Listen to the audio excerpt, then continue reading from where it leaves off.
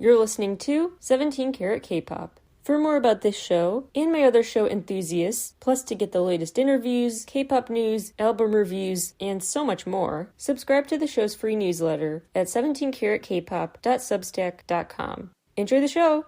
Hello everybody! Welcome back to 17 Carat K-Pop. Nothing fills me with adrenaline quite like a 17 comeback, and I am so psyched to finally talk about FML. As usual, I gathered my thoughts and created a list of 17 main takeaways in no particular order. But first I do want to just overview the album, then tie into my big takeaways. Obviously, I can't be objective here, especially because of their music's personal impact on my life. I'm not just a fan because I love them. I'm a fan because their music has really touched me in a profound way. I talked about that in past episodes of 17 Talk, and I cover it in my speech called Autism and the Power of Music that I posted the transcript for on 17caratkpop.substack.com. I'll also release the audio from that presentation I gave pretty soon, so stay tuned, check your podcast feed for that. But anyway, I can't be fully objective with them. But I do think that if you put on an objective music critic mentality here, they actually just impress in their range. Objectively, I think it's fair to say they are always impressing with how much they experiment. They never do the same comeback twice. And once again, they still manage to surprise, even though this is their 10th mini album, and they've been around since 2015. I will admit, when all I found out was that this album will be called FML, I still had faith in them as always, but I was a little concerned that this meant they were going for a more mature, rebellious image. And on its face, that seems to be the case, but upon closer look, the deeper meaning of this album is as wholesome as ever. I'll explain later. And they added some interesting different meanings, because their album title they specify does mean F My Life, and Fallen, Misfit, Lost, and Faded Mono Life. All really great summative phrases for their discography so far. I'm really getting ahead of myself again. Let's go track by track through this. They start out with the song FML, F My Life, which is an interesting start because their past albums seem to have a more cheerful, let's go mentality. So to put this song first on the track list set an interesting, gloomier than expected tone. They really do a great job, though, with the sound, capturing that feeling, bottling up that feeling of despair, a monotonous, blah existence. That feeling is very effectively channeled with their vocals, their percussion, all of it. They sing things like, I'm the only one who became a fool, crying on the way home, my disappearing self, I just want to find it again. When I was young, the main character in the animation, I'm the only fool, a world where you're used to getting used to it, I'm getting tired of the dream, I'm dreaming alone, I want to quit. The abrupt ending follows the outro, in a world where you're used to getting used to it, now I want to find myself. So this thing about just feeling lost, like they don't know who they are, and this world is not fostering true self-actualization. This world was not designed really to help you just follow your dreams fearlessly. And so with all the social constraints on them, they feel like the outlook is bleak. They don't know how to feel that fire they had when they were young, not jaded kids. They're more cynical about the world and just wish they could finally see their inner child again, who is kind of hidden away. What I really want to zone in on here are a couple of those lyrics, especially when they come to saying only, I'm the only fool, tired of dreaming alone. Their isolation is rooted in loneliness. They have to get through this cruel world by themselves.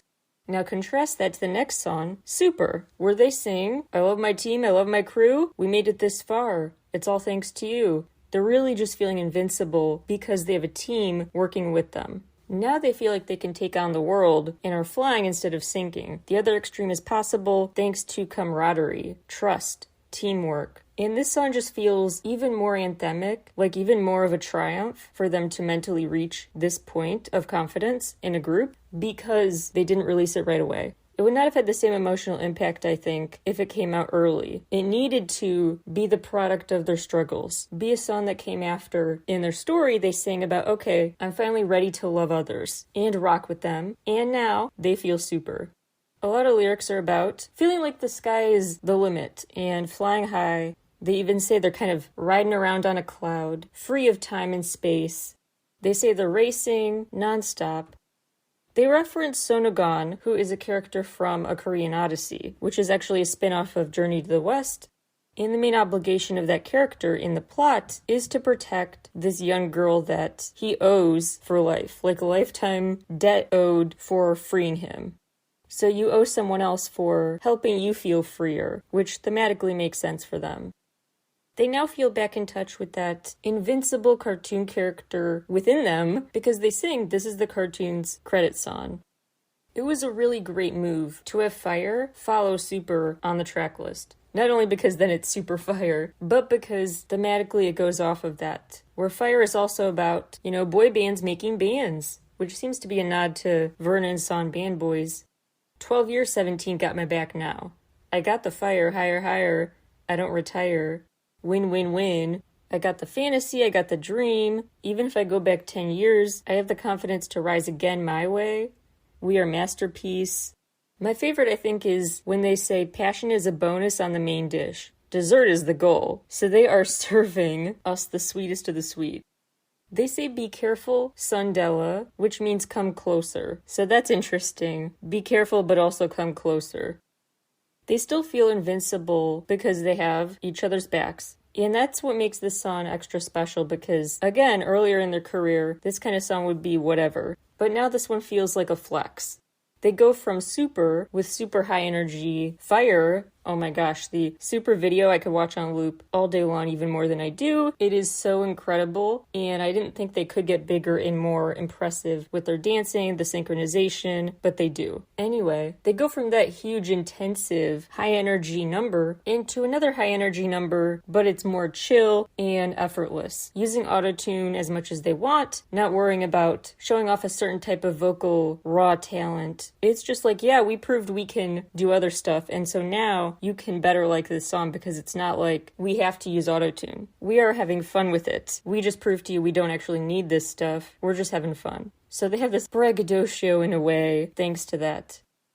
The next track, I Don't Understand But I Love You. And I want to note that they seem to have a habit of using letter U, like pretty you, adore you, as opposed to Y-O-U. Could mean nothing, but you know me. I like to flag interesting potential spots for deeper meaning. They sing about struggling to find the right words to express their love for someone, and eventually coming up empty, like no words will be perfect, nothing will suffice. Harkens back to Pretty You, and other lyrics we'll get to later. Some of my favorite lyrics, I want to make your longing bloom again. Different languages and different times, you don't have to understand. Password that only the two of us shared. All the words that exist in the world, it's enough for just the two of us to know. You know there are more important things than words between us. Not bound by time, day, circle on top of love, missile waves. Reminds me in a previous track, in a previous era when they sang about the firework and the ocean coming together for this big explosion of uncontained emotion. The language barrier is just a bubble. Blooming flowers spread the flame. There's some cool visualization, some vivid lyric choices here. The song Dust, I also love for the lyrics, and it has a cool retro feel, a nice sweet loving tone. It's kind of in the style of their song Together, and it shows off a cool higher pitch to their voices. They sing about the nature of memories you would rather be done with. You'd rather box away, but they linger, like traces of dust. The ex-lover's clothes that are still in their closet, photos still in their wallet, all collecting dust no matter how much they try to clean it up. These remnants of past love stick in their heads. The memories stay clearer than they'd hoped. They go back to that familiar flower life cycle imagery when they sing the memories along the flower road. They returned back like dust. This lyric in the second verse touches on so many of the themes recurring in their work. I say the lie, the deep memories are childish. I want to be deceived. The saying that time heals everything is fake. What words do I have? So in there, they're talking about lies, feeling like they want to stay a kid forever, basically, emotionally. They aren't ready for this, not being honest with themselves, struggling to move on, accept what's happening in the passage of time, and struggling to find the words to articulate their experience right now. This sense of wistfulness that remains. They end with April Shower, which is so perfect thematically, because the album started with F My Life, really dreary. Then they got confidence boost, but also with songs like Dust, back to sort of a more somber attitude. And now they're back to looking on the bright side in a classically 17 way. I love that this came out at the end of April too, because now it is like this April shower will bring May flowers, and they're bringing some joy to us. This one is definitely a favorite for my fellow 2U enthusiasts. And shout out to the Rock With You in the Rain lyric. Love a self-reference. Some of my favorite lyrics include, even if I walk a little slow in this rain, even if the lights change freely, it's like directing everything. It seems like a stage just for me. The curtain rises up just like in a musical or a play. When the April shower falls, put down your umbrella and walk in the rain. We are like flowers that bloom in May. We go from waiting to beauty, flowing down in the flowers bloom. I'm falling towards you to the splashing rhythm. Dance with me in a better mood.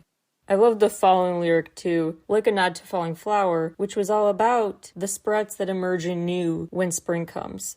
They also reference that sense of trusting that better days are ahead, metaphorical spring will arrive before you know it, so hang in there, in Lily Yabai, which was all about hoping to extend spring basically by entering month 13 of the year. Another way they kind of changed things up with this new comeback is the performance focus of the video, and then the narrative focus was in the teaser video, which was called Life in a Minute. I love that it starts with the following preview approved for audiences over age 15 message, probably a nod to their debut date, 2015, and how that intro to this era leads into the same theme they revisit in the last track, April Shower, about life as a movie, life as their stage, which we'll get back to in a second. I noticed tons of potential Easter eggs. There's the car that smoke comes out of, people who look like a SWAT team or something, dressed in tactical gear, which reminded me of the team that was charging to Wanwoo in Happy Ending, which is also based on that premise of a show within a show. They're making a movie. The baseball bat and breaking glass are back. The telescope, sending messages with their clothes. They tend to do that. Vernon has this mix of styles, like dream era or home era sweater wear with a jersey number on it, a la Boom Boom era. Could be coincidence, but again, I still like all the potential details to read into. The beach is back. Super critical to remember is the fact that they run to a boat on the shore, and remember the boat Junhan approached in Boom Boom, the ship in the bottle? Now they have their own full-size boat to start their own adventure. They now have the confidence to set sail, even despite the tumultuous times to come, foreshadowed with that stormy boat ride in the Face the Sun era animated video. The monologue says, how do you define the world that surrounds you? In the middle of this effing world, you're not allowed to feel happy, but you deserve to be happy. Fight for your life. Be an explorer. Break free from the perfectly unhappy world. Where are we going? How's it going to end? And then they end with the text on the screen, inspired by everyone around the world. They are ready to stop faking it and create this new world where you can pursue your dreams. You do have the tools and support to do that. So my main takeaways, first of all, sonically, this album is a cool journey because it has optimistic and pessimistic waves up and down. Nice tracklist order, and it starts out dreary, ends with them seeing the light at the end of the tunnel. And throughout they have bursts of joy as well, very classically 17. They also mix things up sonically in terms of which strong suits, rapping, singing, electronifying their vocals, whatever they want to flex is the strong suit of each track. They keep that unexpected. I also love that this album continues their tradition of really fast conclusions. Like, they don't bother with any silence. Their songs end really abruptly, right into the next song. The album also impresses for how much it gives each member time to shine, as always. Always so impressive to fit in all those voices. And it has a fun, familiar surprises feel, because it is revisiting a lot of themes they've talked about before, flower metaphors, blossoming, boat metaphors, going on a journey, relying on other people, fostering connections, a show within a show. All that is back, but they touch on this stuff in brand new ways. So I was really impressed with the comforting familiarity mixed with just having no idea what to expect, like with the super video, which I'm still freaking out about. So actually, this comeback is actually way more of a classic 17 release than it first sounds. And so what I get at in my album review on Substack is that this album is not so much a new 17 or a reinvented 17. It's more like a full coming into their own. They're finally showing a new extent of the person they've always been. Thematically, each song just really strikes a profound chord in the context of their larger story, the emotional work it's taken to get here. I elaborate on this a bit more in that ongoing Substack essay series, which I'll try to link to in the description of this episode. Now let's get to my 17 main, broad observations, the parallels from past eras. Number 1 is the cinema of it all, making a show within a show. Remember, the boxing match, boxing gloves premise was part of the Adore You video and in Very Nice. They started off with the movie within a movie premise. Their debut, Adore You, full of green screens, obvious attempts to film something. They also have the cameramen in the shot in Happy Ending. They're making no secret of this, and they frequently in videos dance on a stage or have literal curtains. They'll sometimes have credits rolling, like after Home Run, or even like in the front, an old school reel, a movie countdown, like in Healing. Clap had the fun intro that was indicating you're about to watch a movie, a thanks for watching message. Lyrically, too, they've talked about, again, not just in this new album, but before, being the stars of their own show. And that's where their optimism lies. They struggle and sing about the struggles, but also about their resolve to acknowledge that they can rewrite, reshape their movie. Their movie is still in a draft phase, and they can redirect it. They do that literally in the videos, and they evolve lyrically too. They also lean into this theatricality and putting on a show premise with alter egos, like the code hackers in Delivery Man, persona in Boom Boom, which is kind of a crime story, a thriller. They kind of model their own set design within the set design in Clap, with the mini diorama in Change Up, and they frequently just have camera tilting and other examples of you seeing, oh, this is a real-time filming operation. They're controlling the action. Their hand gestures are indicating when to move the camera, panning and stuff. They are very interactive with the camera in a way that reminds you this is an immersive, real-time movie-making premise. It's so fitting that the lyric about the curtain call is in the last song on this album. Theme number 2, the passage of time and trying to hold on to youth. They talk about wanting to get back in touch with the cartoon way they saw themselves in Super, and Frozen Time in I Don't Understand, But I Love You. They have so many lyrics covering preserving memories and trying to stay a kid, feeling immature and over your head. Songs like When I Grow Up and Kidult make no mystery of that. Oftentimes, their lyrics reflecting on the passage of time also include a reflection about memories, what's worth preserving and forgetting. Same now with the song Dust, and often have the sense of hopelessness that is counteracted when they sing about being with other people. Like they'll sing about a path being endless and that daunting feeling that comes with that. And then when they have other people, they sing about, we don't need a compass or a map, we've got our friends, doesn't matter where we're going, we're going to love the journey, not just the destination. Again, at the core of it all is always this wholesome message about teamwork and other people helping you actualize your full potential. Theme number 3, creating and expanding the world. Like they say in this new album, they're working beyond space and time. They feel super and beyond that, like a cartoon hero. And in the teaser film, they're asked, how are you going to break out of this world, redefine the world the way you want to? They're reclaiming the ability to reframe their whole existence, really. And in past videos like _World and Dream, they've made it very obvious they are literally building new worlds, new galaxies. That's why they have so many galactic imagery-filled, solar system-themed, or up in the clouds-themed video settings. They're making their dreams become reality. That's why last year's series involved a song _World, then the song Dream, like filling in the blank with your dream world. Another theme they have gone back to that ties into these others, emptiness within you, and the sense of solitude and craving companionship. Years ago in Space, they sang about feeling like they were floating in space alone and couldn't handle this, and that no one would listen to them. Their fame was on the upswing, but the quality they felt in their relationships was not, and still lonely. When they sang this cursed popularity makes me even more lonely, I feel empty, like I am empty, time goes by and I'm empty. My overflowing popularity, in direct contrast to an empty house inside. Loneliness like a dust is caked on me. They were even using that collecting dust, missing other people analogy back then.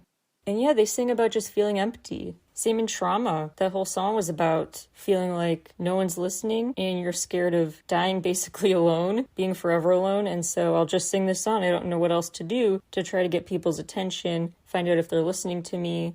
They sing about being forgotten and feeling trapped in trauma as they sing because of it. Thematically in line with the rainy day theme of today, back in the Trauma video, rain poured on Wanwoo alone. Him by himself, solitary, trapped in trauma, as they said. Then he felt the rain. He can't feel the Mayflowers yet. They understand the isolating tendencies of sad people. And so in Call, Call, Call, they were singing, hey, if you feel trapped in stress and fatigue, call me right now. Like, call me, open up, vent. Don't keep that bottled up.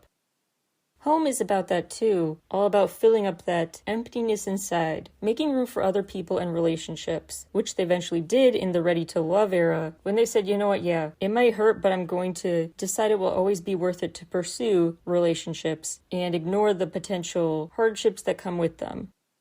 Number 5, transportation, playing a big part in the story. Cars, the subway, boats, planes, etc., and just references to intersections, crossroads, red lights, all those kind of traffic metaphors about their endless journey. Number 6, mirrors and their reflection. That's been present in many forms throughout their discography, from videos with just a shard of glass, a shard of mirror to look into, to a mirror being held up by one of the members, like in Change Up, to mirrors kind of forming stepping stones on the ground. They're always facing themselves literally. And that's why the Be the Sun era is relevant here too. They learn to face the sun and be the sun. They learn to face themselves.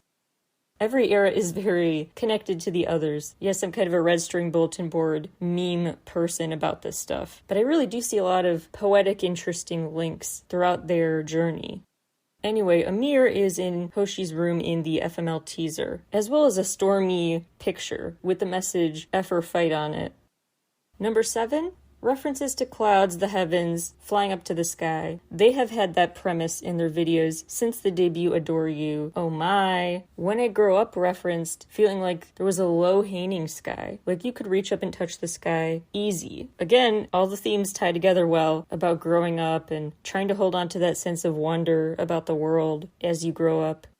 Number 8, the oceans, the boats. The boat was also big in my when they sang about rowing your dreams beyond the parallel lines, beyond what you expect is possible for you.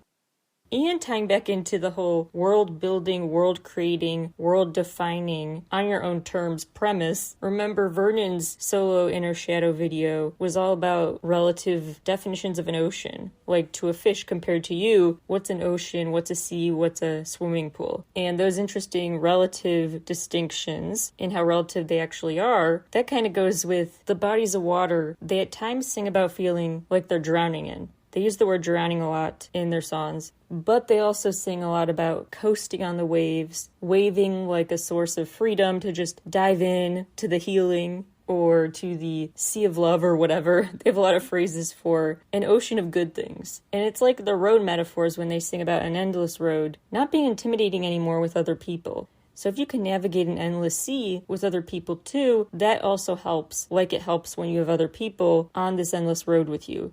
Then it's exciting as opposed to daunting. So let's recap so far. Number 1, theme they repeat for this new era, the cinema of it all. 2, the passage of time that continues to really weigh heavily on their minds. 3, creating and expanding their worlds, making their dream world in real time. 4, the emptiness within and trying to fill that. 5, transportation, being on a journey, those kind of metaphors and symbols. 6, mirrors, reflections. 7, the clouds, being up in the sky, etc. 8, the oceans, sailing trips, boats, etc. 9, teamwork, being invincible as long as you work together. After all, they named their album that was AL1, All One. That was what it was meant to represent. And they have a lot of videos where they sprint together. Like, they really do race without stopping on to the next victory, as they still sing about today in the songs like Fire and Super. In past videos like Very Nice, Boom Boom, etc., they all run as a group too. The choreography also emphasizes their sense of needing each other, all being key players in their story, like how one member's dance move might trigger the ripple effect of other dance moves. Like in Don't Want to Cry, for example. After crouching down, fall onto your knees, one after the other follow suit. They form little ceilings with their hands for each other to walk home, etc. 10. All the flower and blooming, blossoming analogies. 11. Struggling to find the right words to articulate your feelings and realizing some feelings just no words will do. 12. The ending of their release once again strikes that caring tone. They often end an album with just a sweet sentiment about happiness, about comfort, being there for you no matter what, protecting you. And now they end with April Shower about keep your chin up, hang in there. Number 13, the return of the baseball bat. Not sure if there's anything deep to read into there, but worth flagging. They beat up a boombox and clap with a baseball bat. Of course, there's the whole home run video. Now the FML teaser. It continues to be a weapon of choice. 14, references to sparks, fireworks, and flames. Lighting up that spark within them. And they make that literal in many videos. 15, feeling trapped and wanting to break out of walls. Realizing how self-created the walls are, and their power to break out of them with help from others. It's also funny, although maybe coincidental, that they literally break the walls when SQ crashes his car. 16. Telling stories through clothing choices. Sometimes obviously intentional, sometimes not. One example of overtly making accessories tell a story is the white button in the FML teaser video that says "Fight for Your Life" on it. I love the twist they put on that phrase. Fight for your life, not like so much literal as metaphorical. What truly makes you feel alive? Fight for that. And number 17, just a couple miscellaneous details I wanted to flag. One is that, look, I know this is meaningless, this means nothing, but I just found it interesting because I remember the lyric about the nose tingling sensation in the song Beautiful years ago. And now they reference their nose again in Fire, and I don't know, I just found that kind of strange and funny.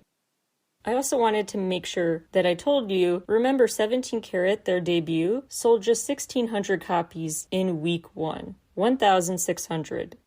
FML sold 4.64 million just in pre-orders, so pre-release date, the highest in K-pop history. The growth is incredible to say the least, and so well deserved.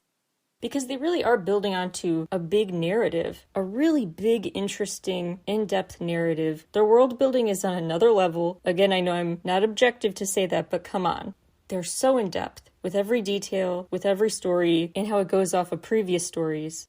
So my overall take on this album is that it's a beautiful continuation of their story in new, exciting ways. The dance performance, the outfits, the sounds, that's all new and exciting. But at the core, they're still working on the same story building, world building, the same 17. So they're not reinventing themselves as much as adding on to and embracing who they've always been more and more. And it's really cool to watch. Their newfound confidence, their new popularity level, their new, even more daring approach to experimentation than ever. And at the core, just again, still how they really speak to larger, relatable narratives about loss and love and living.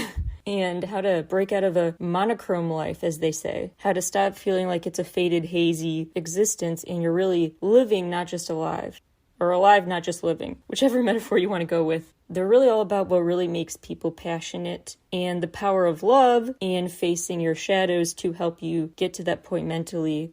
I elaborate on this stuff and the deeper meaning of their work in those Substack essays and an upcoming one, probably more than one upcoming one because I can't shut up about this comeback. But I'll leave you there for now with a lot to think about their profound storytelling.